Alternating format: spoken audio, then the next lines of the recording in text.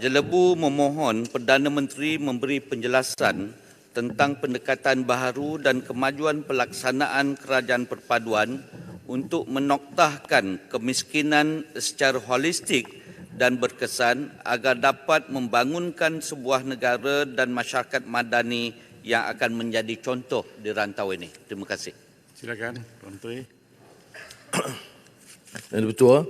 Terima kasih Raja Jelebu kerana lebih positif dalam mendukung gagasan menoktahkan kemiskinan tegak, dan ini penerusan daripada langkah awal termasuk sistem e-Kasih mengumpul pengkalan data kemiskinan di bawah ICU Jabatan Perdana Menteri.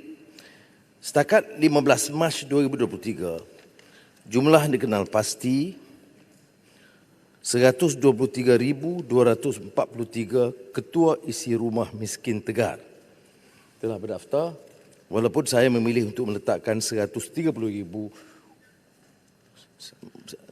kerana kemungkinan angka ini bertambah. Di antara usaha yang diselaraskan termasuklah IPR, iaitu Inisiatif Pendapatan Rakyat, Sumbangan Tunai Rahmah STR, dan kepada 400,000 golongan yang mudah terjejas. Keseluruhan subsidi, bantuan, insentif dalam seluruh kerangka ini mencecah 64 bilion ringgit. Ini termasuk konsep payung rahmah. Sejumlah 750 juta ringgit telah diperuntukkan untuk tujuan IPR, 750 juta dengan 3 inisiatif yang telah diumumkan oleh Menteri Ekonomi baru-baru ini, Intan, Insan dan Ihsan.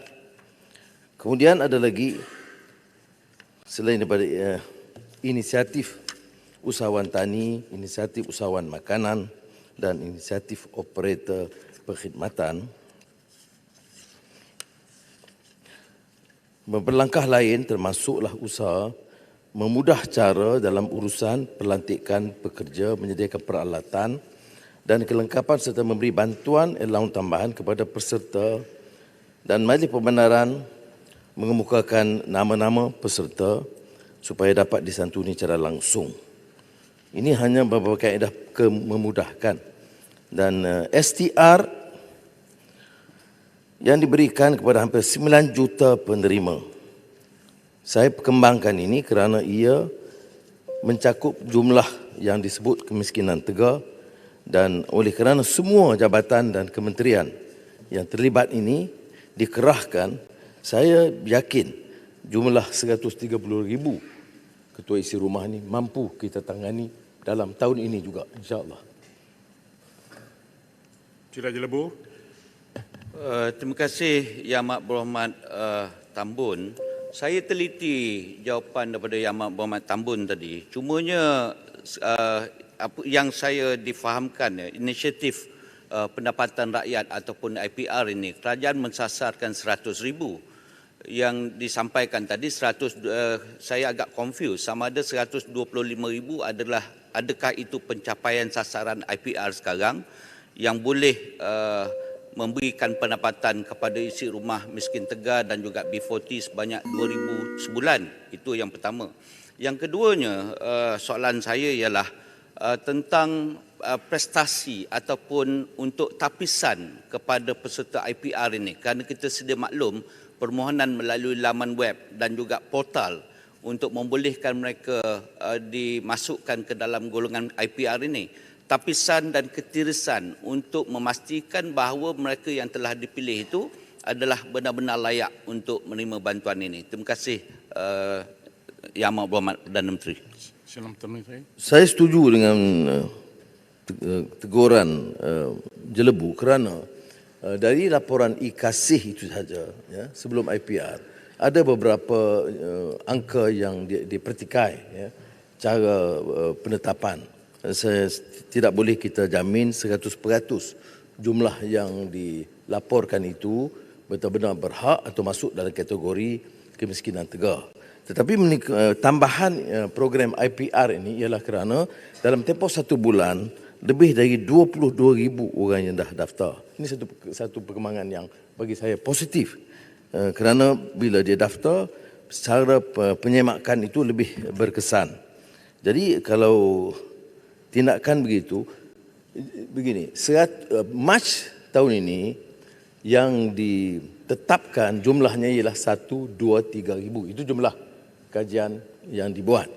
Tetapi saya sengaja menambah jadi 130,000 kerana saya bimbang takut ada beberapa yang jumlah baru yang tak termasuk sepanjang tahun ini. Jadi untuk tahun ini walaupun ada disebut 123, saya sebut 130,000 dan kalau ikut perkembangan sekarang sehingga Mac, keupayaan jabatan keseluruhannya yang juga diselenggarakan oleh pejabat-pejabat daerah mampu kenal pasti dan menoktahkan. Ya, silakan. Assalamualaikum warahmatullahi wabarakatuh. Terima kasih kepada Datuk Speaker. Apakah sasaran yang telah diletakkan oleh kerajaan bagi setiap 3 bulan dalam proses untuk menoktahkan kemiskinan pada tahun ini? Untuk 3 bulan pertama, yakni April hingga Jun, yang keduanya ialah Julai hingga September, dan akhirnya ialah Oktober hingga Disember.